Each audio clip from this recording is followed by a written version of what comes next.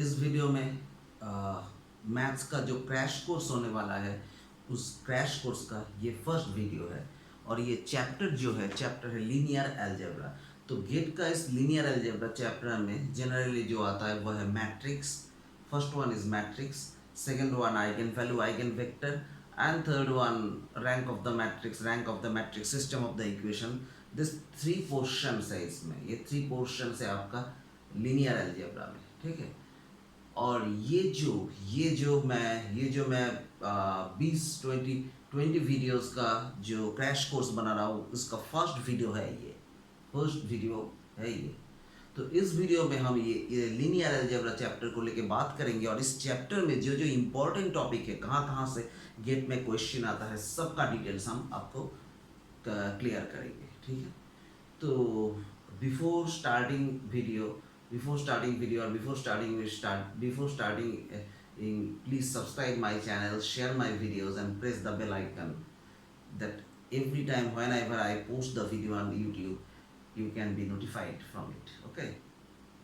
तो मेरा मकसद मैं क्यों ये YouTube चैनल स्टार्ट किया था, क्योंकि मेरा मकसद पहले से ही था कि मैं स्टूडेंट को जो जिसका फाइनेंशियल क्राइसिस है वो स्टूडेंट को मैं फ्री एजुकेशन प्रोवाइड कर सकूं। तो ये फ्री एजुकेशन आपसे ही प्रोवाइड होगा, क्योंकि मैं तो वीडियो बना के छोड़ दूंगा। अगर आपको ये वीडियो यूज़फुल लगता है तो आप ये वीडियो और दोस्तों को भी शेयर कर सकते हैं, ताकि सब्सक्राइबर आए मेरे चैनल में, और भी सब्सक्राइबर आए और मेरे को और भी मोटिवेटेड हो मिले। तो फर्स्ट चैप्टर मैट्रिक्स। तो मैट्रिक्स के बारे में कुछ भी बोलने से पहले मैं ये बोलना चाहता हूँ कि मैट्रिक्स सबको जानता है। मैट्रिक्स क्या है? मैट्रिक्स इज स्क्वायर और rectangular box array with some element in a particular row and order. मतलब पर्टिकुलर कोई भी रो एंड ऑर्डर में सजाया हो एलिमेंट, मतलब सजाया है हुआ उसमें जो क्या बोलते हैं, जो स्क्वायर बॉक्स और रेक्टेंगुलर बॉक्स जैसा दिखने में होता है। और रो भी पता है, जो वर्टिकल लाइन रहता है उसको हम कॉलम बोलते हैं, और जो हॉराइजॉन्टल लाइन रहता है उसको हम रो बोलते हैं। एक मैट्रिक्स में जो वर्टिकल लाइन है उसको कॉलम, और जो हॉराइजॉन्टल लाइन है उसको हम रो बोलते हैं। क्लियर? अब ये जो मैट्रिक्स है, ये मैट्रिक्स इस स्टैंडर्ड में मैट्रिक्स जनरली दो टाइप का होता है। एक symmetric matrix, one of is symmetric matrix and another one is Q symmetric matrix. तो सिमेट्रिक मैट्रिक्स किसको बोलते हैं? जब हम किसी स्क्वायर मैट्रिक्स के ऊपर ट्रांसपोज करेंगे और अगर वो मैट्रिक्स रिटर्न में आता है तो उसको हम सिमेट्रिक मैट्रिक्स बोलते हैं। लाइक हम अगर लेते हैं ए इज स्क्वायर मैट्रिक्स एंड इसके ऊपर अगर हम ट्रांसपोज लगा देते हैं तो ए ही अगर आए तो इसको हम सिमेट्रिक मैट्रिक्स बोलते हैं। जैसे कि एक मैट्रिक्स का हम एग्जांपल लेते हैं,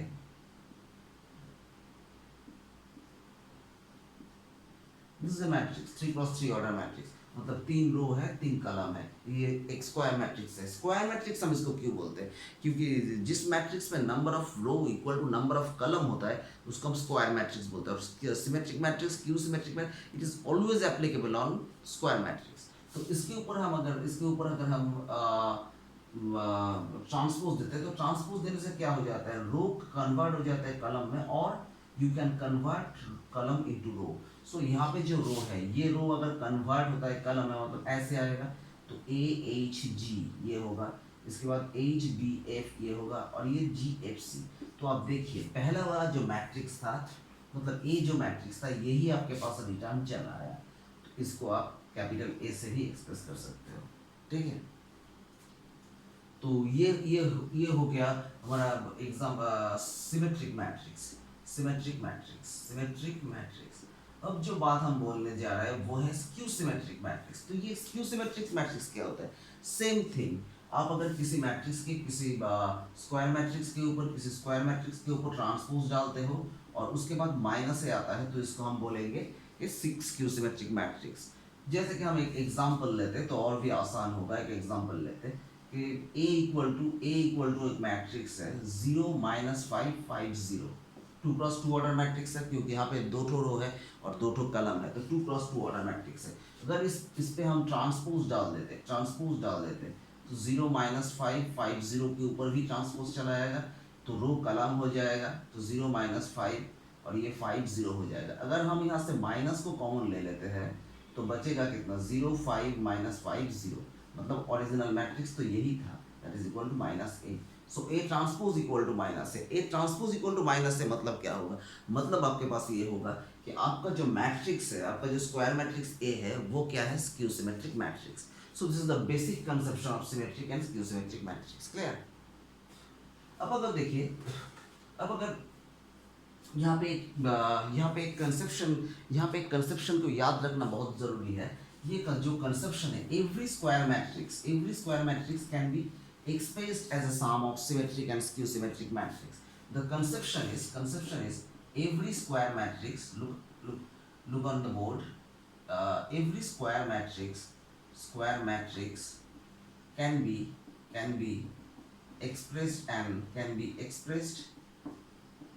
expressed as symmetric and skew symmetric matrix, symmetric and skew symmetric matrix, and skew symmetric matrix. तो ये चीज क्या होता है, सिमेट्रिक और स्क्यू सिमेट्रिक मैट्रिक्स। तो ये चीज क्या होता है, ये चीजों को हम कैसे जानेंगे कि every square matrix can be expressed as symmetric and skew symmetric matrix. तो देखिए एवरी स्क्वायर मैट्रिक्स, हम मान लिए कि एक स्क्वायर मैट्रिक्स ए है, तो ए को हम ऐसे भी तो लिख सकते हैं, हाफ ऑफ 2a। हम सोचे कि जो स्क्वायर मैट्रिक्स है वो कैपिटल ए है, तो कैपिटल ए जो स्क्वायर मैट्रिक्स है उसको हम इस फॉर्म में लिख रहे हैं, half of A into 2a। अब इसको हम ऐसे भी लिख सकते हैं, a equal to half of 2a को हम लिख सकते हैं a plus A transpose plus a minus A transpose. Clear, ऐसे भी हम लिख सकते हैं। तो ये जो मैट्रिक्स है इसको अगर हम x पकड़ लेते हैं तो x equal to a plus A transpose, and यहाँ पे जो है y equal to a minus A transpose हम लिख सकते हैं। अब अगर हम बोथ साइड पे ट्रांसपोज यूज करते हैं तो क्या होगा, x के ऊपर अगर हम ट्रांसपोज दिए x ट्रांसपोज, a के ऊपर ट्रांसपोज दिए ट्रांसपोज, और a ट्रांसपोज मतलब जो बार ट्रांसपोज हो रहा है मतलब ओरिजिनल मैट्रिक्स में ये बैक कर रहा है, तो प्लस a, मतलब हम बोल सकते हैं कि x transpose equal to a। तो x transpose equal to a कब पॉसिबल है, इसका मतलब क्या है, x is a symmetric matrix, समझ पा रहे हो आप, सिमेट्रिक मैट्रिक्स। और y के ऊपर अगर हम ट्रांसपोज देते हैं तो क्या आएगा, देखिए y ट्रांसपोज, यहाँ पे a ट्रांसपोज और a ट्रांसपोज मतलब माइनस a। अब अगर माइनस यहाँ से हम कॉमन लेते हैं तो a माइनस ए ट्रांसपोज, मतलब y transpose equal to y, मतलब यहाँ से हम क्या माइनस y, मतलब यहाँ से हम क्या बोल सकते हैं, y is A skew symmetric matrix, y is A skew symmetric matrix. Clear. तो ये जो मैट्रिक्स था तो इसको हम कैसे लिख सकते हैं, half of symmetric plus skew symmetric matrix. Clear. तो किसी भी मैट्रिक्स को हम कैसे एक्सप्रेस किए, sum of symmetric and skew symmetric matrix. तो ये था इसका प्रूफ, मतलब ऐसे भी हम इसको एक्सप्रेस कर सकते हैं। ठीक है। अब जिसके बारे में हम बात करेंगे इस चैप्टर में, वो है orthogonal matrix. What is an orthogonal matrix?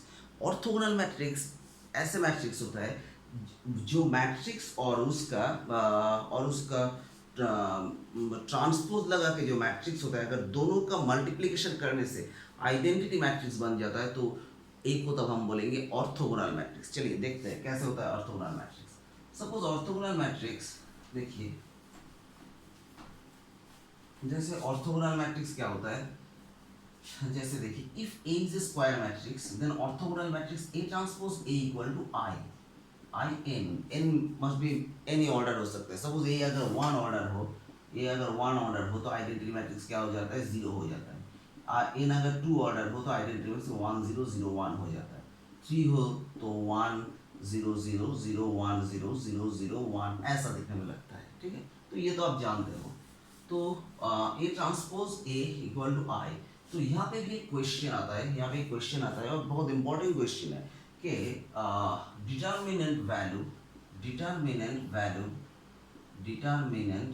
Value of an orthogonal matrix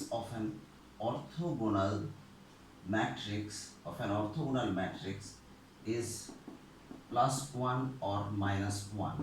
ठीक है, बहुत इंपॉर्टेंट सवाल है ये। ठीक है, तो इसको आप कैसे सॉल्व करेंगे, देखिए तो A transpose A that is equal to I n और I व्हाटएवर इट इज। अगर हम दो साइड में इसका डिटरमिनेंट लेते हैं तो A transpose A, I n transpose, sorry determinant. अब डिटर्मिनेंट का फॉर्मूला क्या है? अब डिटर्मिनेंट ऑफ ए बी मतलब क्या होता है? Determinant of A into determinant of B.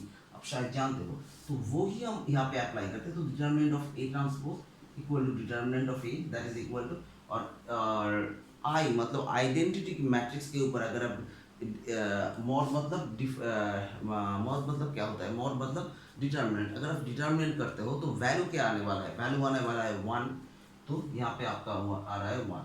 और हम ये भी जानते हैं कि किसी भी मैट्रिक्स और उसका ट्रांसपोज मैट्रिक्स का जो डिटर्मिनेंट है दोनों इक्वल होता है। चाहे आप एग्जांपल लेके देख सकते हो, सेम होता है। तो यहाँ पे A determinant of A transpose के जगह पे डिटर्मिनेंट ऑफ ए पुट करते हैं। Determinant of A equal to 1, मतलब determinant of A square that is equal to 1। अब determinant of A square equal to आपका 1 होता है, तो determinant of A equal to आपके पास क्या होगा? प्लस माइनस 1 होगा। प्लस माइनस 1 मतलब हम बोल सकते हैं कि determinant of A equal to either plus 1 और माइनस 1, आपका जो वैल्यू है वो। ठीक है, तो ये चीज़ें आपको समझना चाहिए कि चीज़ें हो कैसे रहा है कि determinant of orthogonal matrix, determinant of orthogonal matrix is plus minus 1। तो ये था उसका प्रूफ, हम ऐसे ही प्रूफ करते हैं इसको। ठीक है, तो अब आते हैं हम मेन पॉइंट पे, जहाँ पे गेट से क्वेश्चन आता ही है, हर साल क्वेश्चन आता है। तो वो पॉइंट क्या है? वो पॉइंट है आइगन वैल्यू और आइगन वेक्टर। तो आइगन वैल्यू और आइगन वेक्टर के जो प्रॉब्लम्स है उसको हम ट्रिक्स के मदद से करेंगे, क्योंकि गेट टाइम मैनेजमेंट का एग्जाम है। आप वहाँ पे लेंदी जो बुक में आप जो लेंदी प्रोसेस मतलब किए थे वो आप वहाँ पे नहीं अप्लाई कर सकते। अब जितना ट्रिक से आप उसको अप्लाई करोगे ना उतना आपको आसान होगा, क्वेश्चन भी हो जाएगा, टाइम भी बचेगा नेक्स्ट क्वेश्चन सॉल्व करने के लिए। ठीक है, तो चलिए देखते हैं आइगन वैल्यू, थोड़ा आइगन वैल्यू के बारे में।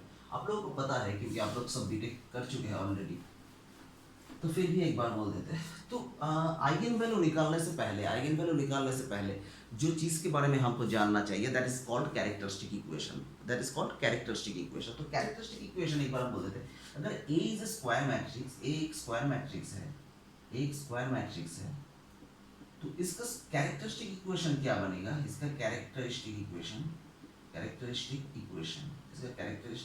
क्या बनेगी? That is equal to determinant of A minus lambda I. अब सब लोग ये जानते हो ए माइनस लैम्डा आई मतलब ए के जगह पे हम ए का वैल्यू डालेंगे, लैम्डा तो है, और आई के जगह पे आई का वैल्यू डालेंगे। जो आएगा, जो इक्वेशन आएगा, मानो कि हम आपको बोल रहे हैं कि ए एक मैट्रिक्स दे 1 2 3 4, इसका characteristic, what is the characteristic equation of this? That is equal to 0 is the characteristic equation का फॉर्मूला ही है। तो कैरेक्टरिस्टिक इक्वेशन मतलब यहाँ पे हम क्या करेंगे? वैल्यू डाल देंगे 1 2 3 4, और यहाँ पे लैम्डा है, और आई क्या होगा? ऑब्वियसली यहाँ पे 2 × 2 ऑर्डर है, तो ऑब्वियसली आई भी 2 × 2 का ऑर्डर होगा, क्योंकि 3 × 3 अगर होगा तो पॉसिबल ही नहीं है आपका सब्सट्रैक्शन, इसलिए 1 0 0 1 ये बन रहा है आप, दैट इज इक्वल टू 0। अब लैम्डा इसके साथ मल्टीप्लिकेशन करके आप अगर सब्सट्रैक्शन करते हो तो क्या आएगा? 1 minus lambda 2 3 4 minus lambda that is equal to 0। अब इसको डिटर्मिनेंट करो, कोई भी डिटर्मिनेंट करो। सो मैं कंसिडर कर लिया कि डिटर्मिनेंट करने के बाद lambda square minus 5 lambda plus 6 equal to 0 आ रहा है। हालांकि ये नहीं आएगा, मैं ये कैलकुलेशन की इजीएस्ट कैलकुलेशन को अंडरस्टैंड करो इसलिए हम ये लिख रहे हैं। तो यहाँ से आपका लैम्डा का 2 वैल्यू आएगा, lambda minus 3 and lambda minus 2 equal to 0, मतलब लैम्डा का 2 वैल्यू होगा 3 और 2। ठीक है, ये जो लैम्डा का जो 2 वैल्यू आ रहा है, ये ईच ऑफ वैल्यू को हम बोलते हैं आइगन वैल्यू। तो आइगन वैल्यू का डेफिनेशन को हम एक बार जानेंगे कि डेफिनेशन क्या होता है। डेफिनेशन आइगन वैल्यू का ये होता है कि root of the characteristic equation is called eigen value. ये आपका कैरेक्टरिस्टिक इक्वेशन था और इसका रूट को हम क्या बोलेंगे? Eigen value. ठीक है, तो आइगन वैल्यू का एक बार हम बोल देते हैं what is eigen value.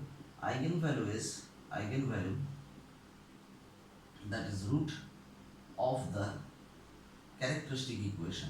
Characteristic equation is called eigenvalue. Okay, it's called eigenvalue। ये था जनरली बेसिक। ऐसे कैली हैमिल्टन थ्योरम भी है, इसके बाद कैली हैमिल्टन थ्योरम भी है, आइगन वेक्टर्स भी है, और भी बहुत सारी चीज़ें हैं। तो चीज़ें हम धीरे धीरे आएंगे उसमें।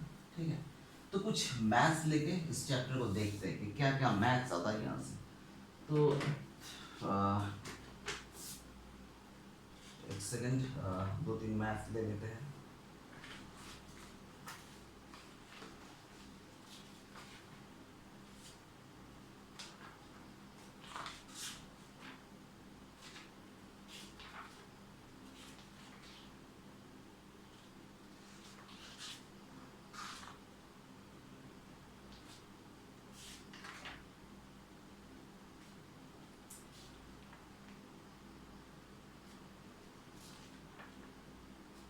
जैसे यहाँ पे एक प्रॉब्लम हम देख रहे हैं।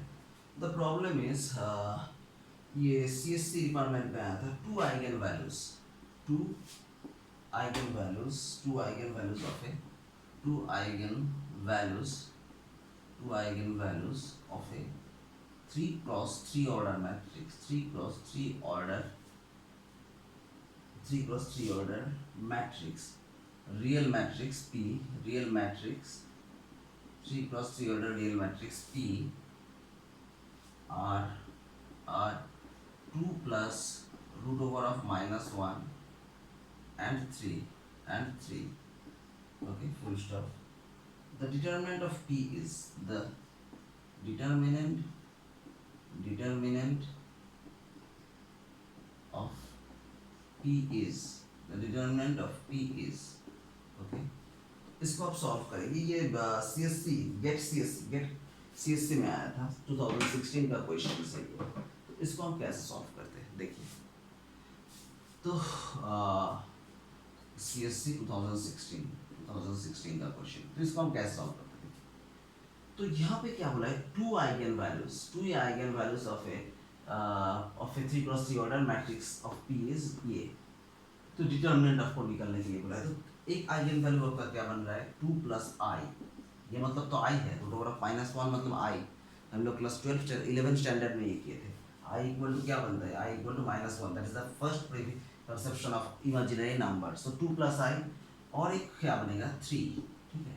तो आपको यहाँ पे ये चीज़ याद रखना चाहिए कि जब भी आप एक इमेजिनरी नंबर का रूट को आप आइगन वैल्यू में देखोगे तो क्या होगा, तो उसका कंजुगेट भी उस वहाँ पे रहेगा, ठीक है। मतलब अगर 2 प्लस आई है तो आपको ये भी आपके दिमाग में आना चाहिए कि और एक जो आइगन वैल्यू आएगा वो आएगा, क्योंकि यहाँ पे 3 क्रॉस 3 आपका 3 क्रॉस 3 मतलब 3 रो 3 कलम है। अगर 3 रो 3 कलम आता है तो आइगन वैल्यू 3 आएगा, 3 ठो आइगन वैल्यू आएगा। अगर 2 कलम आता है तो आइगन वैल्यू 2 ठो आएगा। तो यहाँ से क्लीनली आपको ये समझ में आ रहा है कि 3 रो मतलब 3 आइगन वैल्यू आएगा। तो फर्स्ट को 2 प्लस आई लेते हैं, 3 लेते हैं और एक ऑब्वियसली कॉन्जुगेट होगा तो 2 माइनस आई ले रहे हैं। क्लियर। अब ये क्या बोला था, डिटर्मिनेंट ऑफ P, आपका मैट्रिक्स जो है उसको P बोला है, ठीक है। तो डिटर्मिनेंट, तो यहाँ पे एक चीज लिख लेते हैं कि डिटर्मिनेंट ऑफ P, ये डिटर्मिनेंट और आइगन वैल्यू के बीच रिलेशन है। तो determinant of matrix that means determinant of P equal to product of eigen value, very important property, product of eigen value, okay. तो क्या हो रहा है, determinant of matrix equal to product of eigen value. तो यहाँ पे P है आपका मैट्रिक्स, तो determinant of matrix equal to product of eigen value. तो determinant of P that is equal to product of eigen value आपका क्या बन रहा है, 2 plus i into 2 minus i into 3, ठीक है। ये मल्टीप्लीकेशन कर लिया तो 2 to the 4, 4 minus i square, तो 4 माइनस आई स्क्वायर इंटू 1। तो आई स्क्वायर का मतलब क्या बन रहा है, -1, तो -1 तो minus minus plus plus 4, that mean 5 into 3 that is 15 is the answer, okay. ये आपको समझ में आ गया। आई स्क्वायर इक्वल टू क्या है, -1। तो आई स्क्वायर का जो -1 है वो वैल्यू हम यहाँ पे रिप्लेस करें, तो 4 + 1 5 इंटू 3 दैट इज 15। तो the determinant value of P is आपका क्या आ रहा है, 15 आ रहा है, ठीक है। तो ये प्रॉपर्टी से हम ये मैथ्स को बहुत इजीली कर सकते हैं। तो मैं यहाँ पे ये बोला कि यहाँ पे आपको कंसेप्ट के साथ साथ आपको चीज़ें याद रखना चाहिए कि कौन सा ट्रिक से आपको बहुत आसानी से होगा, क्योंकि आप एग्जाम में होते तो बहुत दिक्कत हो जाता है ये सॉल्व करने के लिए। क्योंकि आपको पता है कि determinant of a matrix equal to product of the eigen value, मतलब उस मैट्रिक्स का जो आइगन वैल्यू बनेगा, कैरेक्टरिस्टिक इक्वेशन बनाने के बाद जो आइगन वैल्यू बनेगा, आइगन वैल्यू का प्रोडक्ट क्या होगा, डिटर्मिनेंट ऑफ द मैट्रिक्स के साथ इक्वल होगा। क्लियर। चलिए नेक्स्ट प्रॉब्लम देखते हैं। नेक्स्ट एक प्रॉब्लम ले लेते हैं।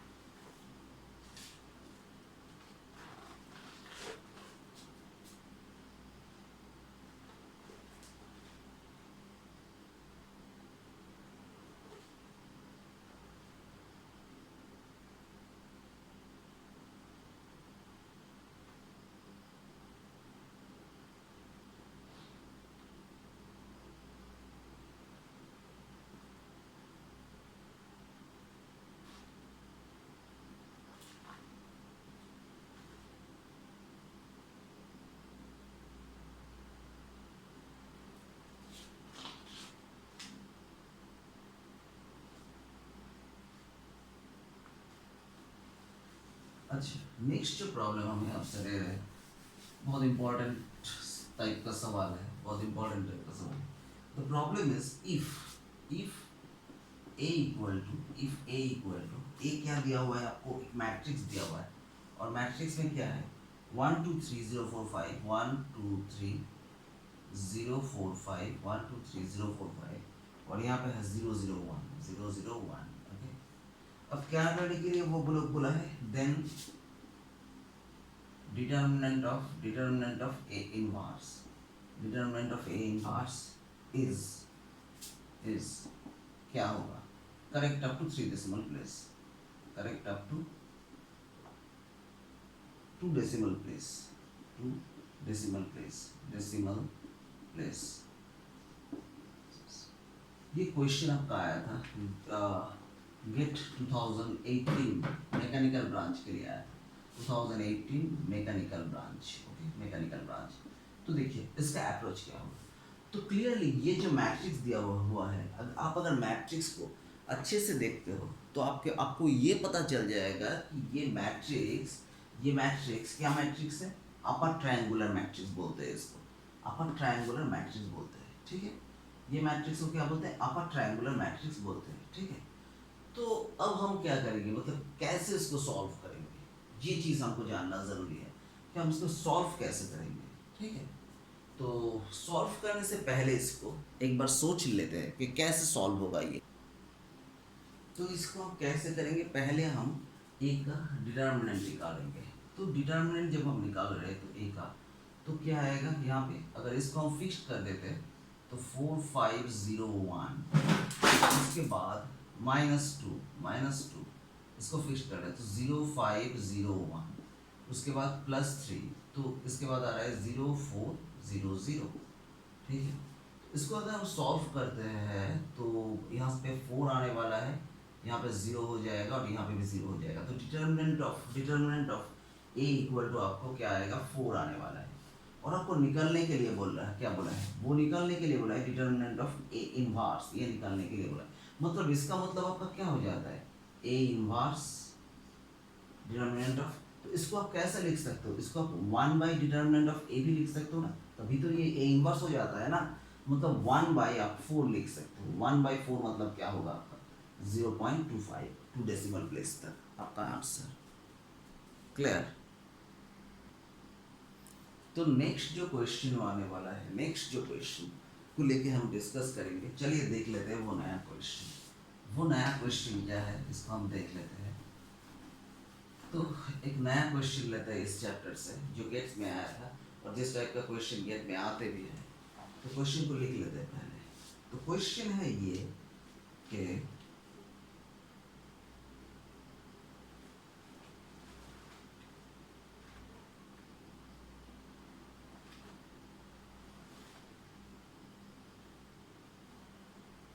एक सेकंड,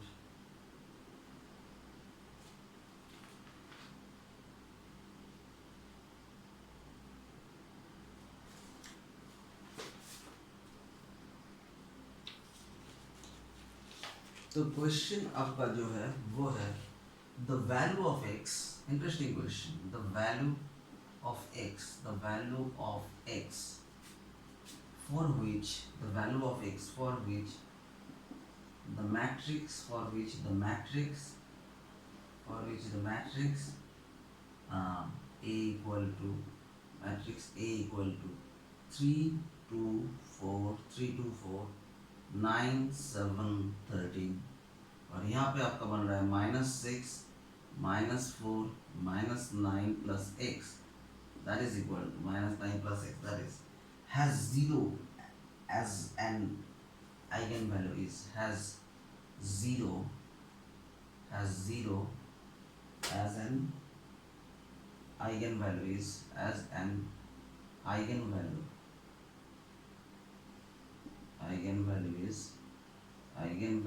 is okay। तो ये क्वेश्चन आता है गेट 2016 में सेट 1 के लिए आया था, has 0 as an eigenvalue is, मतलब ये क्वेश्चन आपको साफ साफ ये बोल रहा है कि यहाँ पे एक मैट्रिक्स दिया हुआ है और इन मैट्रिक्स में एक टर्म है -9 + x, तो x का कौन सा वैल्यू के लिए ये सेटिस्फाई होगा, एंड इसका एक आइगन वैल्यू भी क्या होगा, इसका एक आइगन वैल्यू 0 दिया हुआ है। तो सिंपल मैटर है, ये 3x3 ऑर्डर मैट्रिक्स है, 3 रो 3 कलम है, मतलब आइगन वैल्यू भी 3 होना चाहिए, λ1 λ2 और λ3 3 आइगन वैल्यू होना चाहिए। तो हम ये बोल सकते हैं कि determinant of A that is equal to product of the eigen value, क्योंकि हम ये प्रॉपर्टी बोल चुके हैं कि determinant of this matrix equal to product of the eigen value. तो ये आइगन वैल्यू का लिख लिए। अब यहाँ पे क्या बोला है, बोलो कि 0 हैज एन आइगन वैल्यू, मतलब एक आइगन वैल्यू 0 होगा। तो अगर हम सोच लेते हैं λ1 equal to 0 according to the question, λ1 equal to 0, अगर λ1 इक्वल टू 0 होता है और 0 हम यहाँ पे डाल देते हैं, तो डिटर्मिनेंट ऑफ ए आपका क्या होने वाला है, ये आपका 0 होने वाला है। इंटरेस्टिंग। तो डिटर्मिनेंट ऑफ 0 होने वाला है, मतलब जो डिटर्मिनेंट दिया हुआ है 3 2 4 9 7 13 -6 -4 -9 plus x that is equal to 0। Clear. अब यहाँ पे हम क्या करेंगे, इसको सॉल्व करेंगे, इसको सॉल्व करके हम चेक करेंगे, इसको सॉल्व करके हम चेक करेंगे कि क्या है एक्चुअल x का वैल्यू। ठीक है।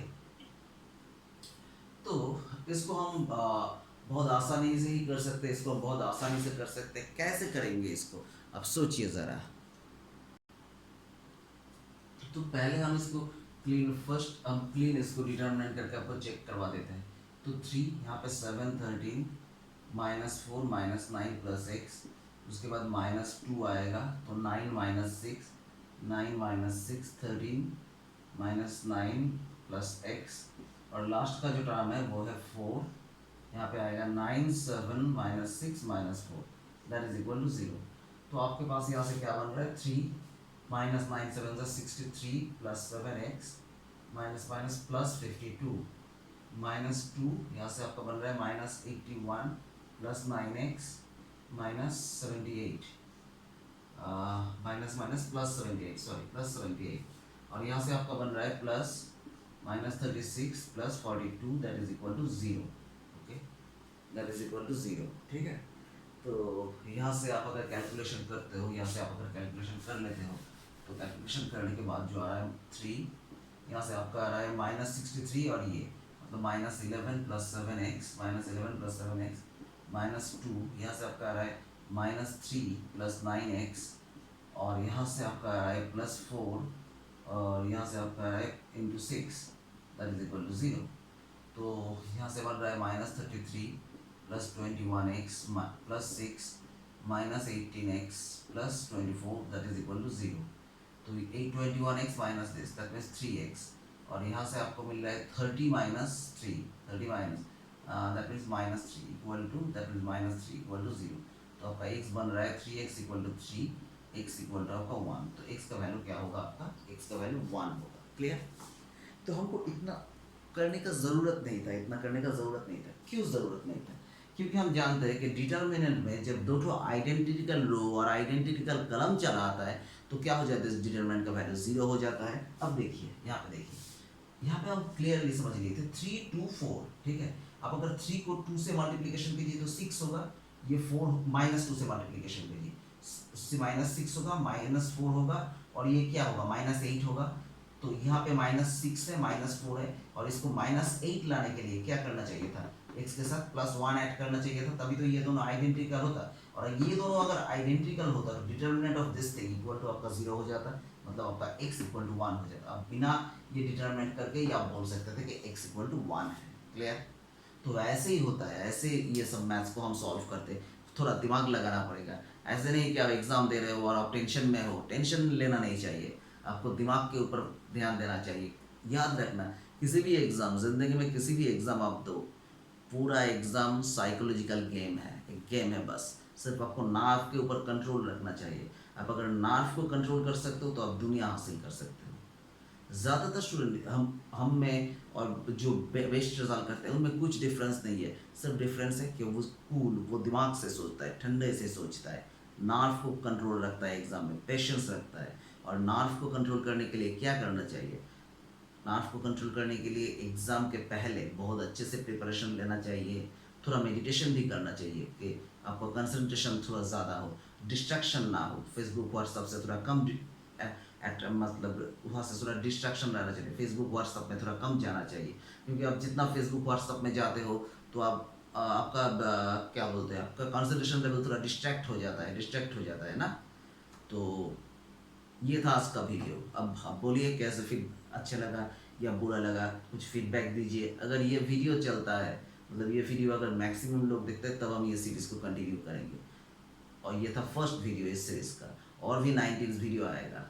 और ये वीडियो को दोस्तों में शेयर कीजिए, क्योंकि मैं पहले से ही आपको बोलता था, क्योंकि मैं कल कॉलेज में जब पढ़ाता था तब बहुत स्टूडेंट हमको बोलता था, सर ट्यूशन दे दो, ट्यूशन दे दो, ट्यूशन दे दो। और आप लोग जानते हो कि मैक्सिमम स्टूडेंट जो मेरा है वो जानते हैं कि मैं पैसा नहीं लेके पढ़ाता था, क्योंकि मैं फ्री एजुकेशन में विश्वास करता हूँ। मैं चाहता हूँ कि इंडिया का हर बच्चे के पास एजुकेशन जाए।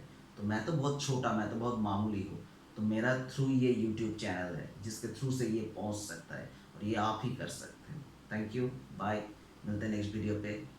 Stay safe. और यस, अगर आप न्यू हो ये चैनल में तो चैनल को सब्सक्राइब कर देना अगर पसंद आया तो, और शेयर कर देना, रिकमेंड भी कर देना। बाय, मिलते हैं नेक्स्ट वीडियो पे।